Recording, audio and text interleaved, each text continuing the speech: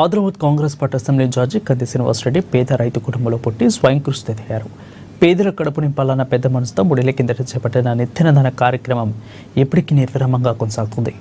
America నుండి ఆదిలాబాద్కు వచ్చిన తర్వాత కేసీఆర్ ఫౌండేషన్ను స్థాపించి దాని ద్వారా అనేక సేవా కార్యక్రమాలు కొనసాగిస్తున్నారు.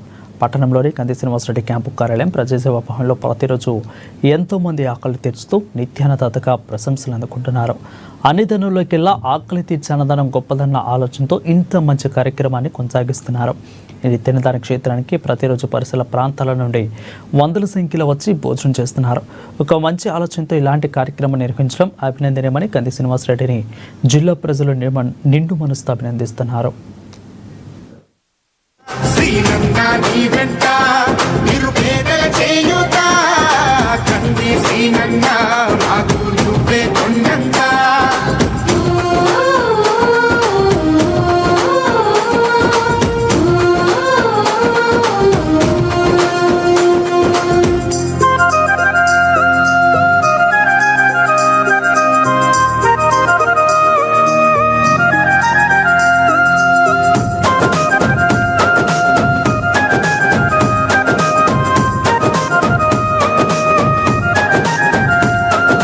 పోరాటానికి పొలికే కై పిడికిలి ఎత్తినవు, పేదల బ్రతుకుల మార్చుటకై పయనం గట్టినవు.